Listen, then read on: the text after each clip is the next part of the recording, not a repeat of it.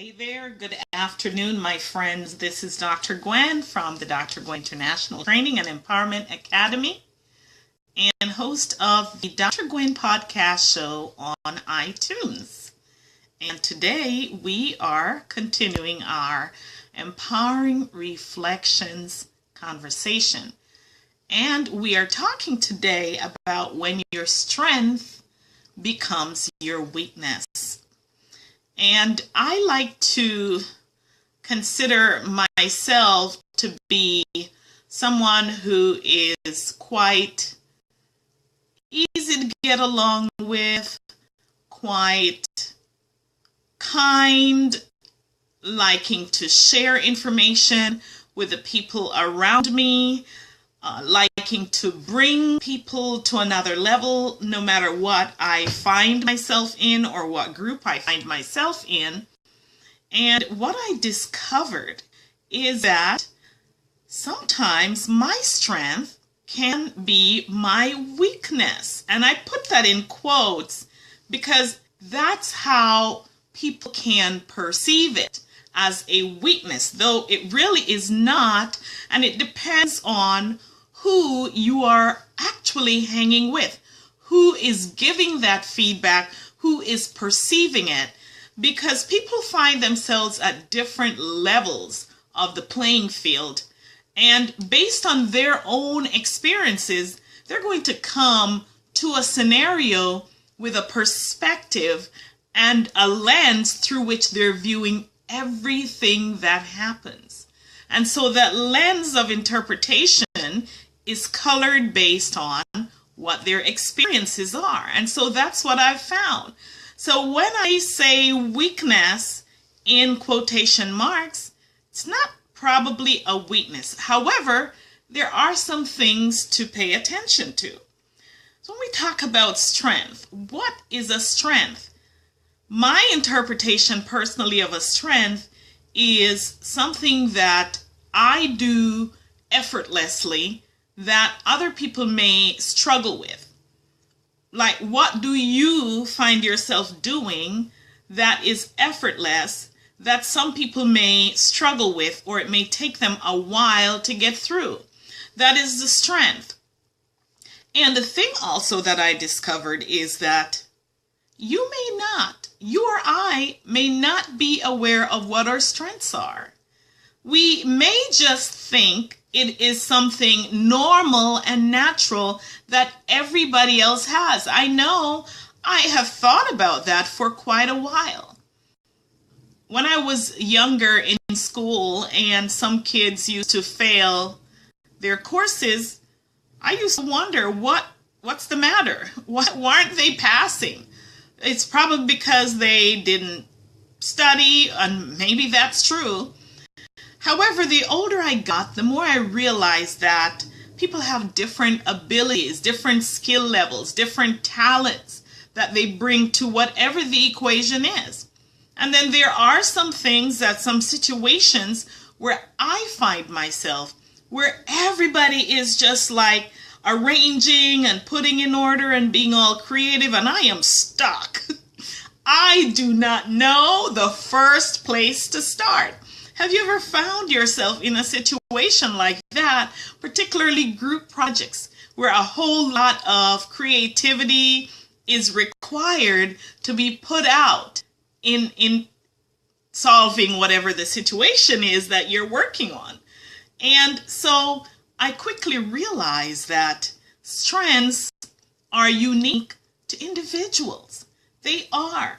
And whatever my strengths are may not be your strengths. Whatever your strengths are may not be the other person's strength. We can have a tendency, though, to be very critical about the people in our lives or the people we encounter if we're not aware that it is our strength in place that's causing us to look superior in our actions. Yes, we can be that way. And we have to be mindful to understand that not every single human being will be at the same level of the playing field. It's really, I think, a challenge, especially when you find that you have to supervise people If you're supervising people with the mindset that, hey, this person, I can't see what's wrong with them, why can't they do this, without understanding that there are different skill levels for people, that could create not only frustration on your part, but immense stress and pressure on the part of the people you're supervising. So it's really key to be cognizant of that. But what if you are the supervisee and you have a boss who has that mindset that you ought to be able to do this? It's something that I can do, and it seems like everybody around here can do this efficiently, so what's wrong with you?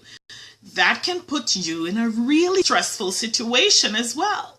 Because if you are not mindful that everybody has a different playing field in terms of those skills, and some people are naturally better at some things than others, then you're frustrating yourself. You're frustrating other people who are in the same situation and who may not be able to perform to your expectations.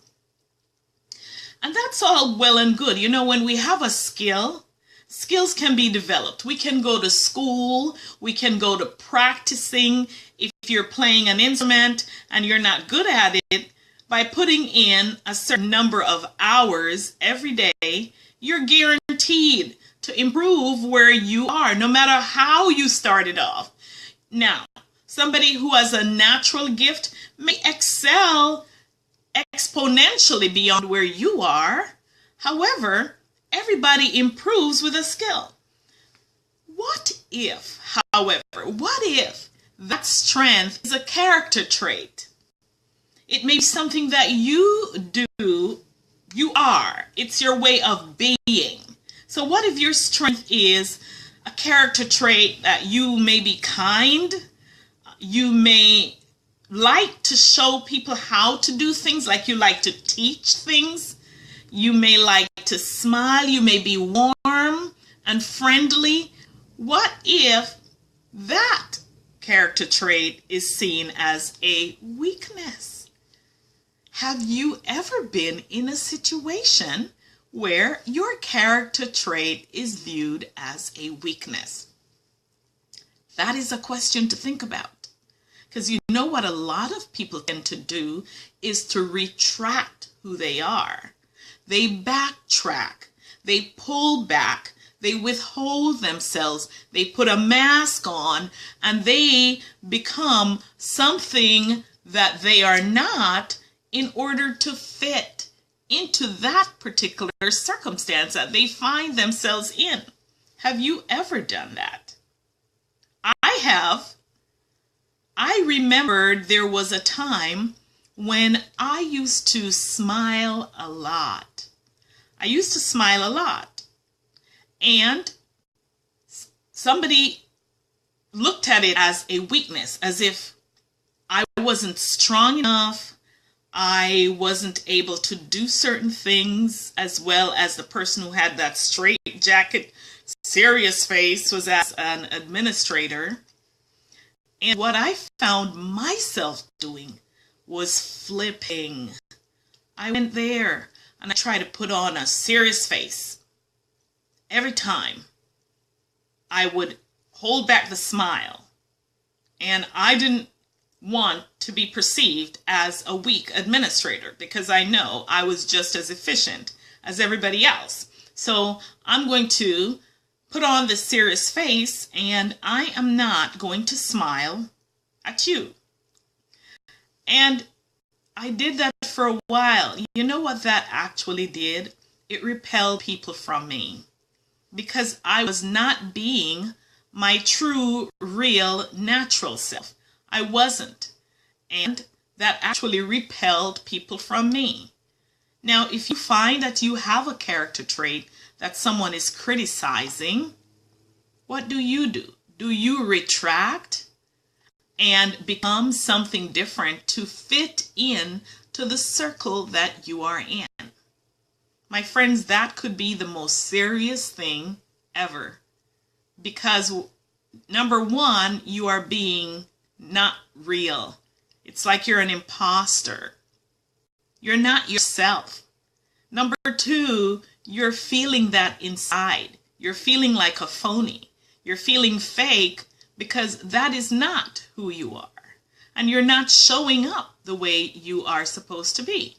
And number three, the people around you, you may think, will relate to you in the way that you're putting this persona on for them to relate to, and it produces the opposite effect.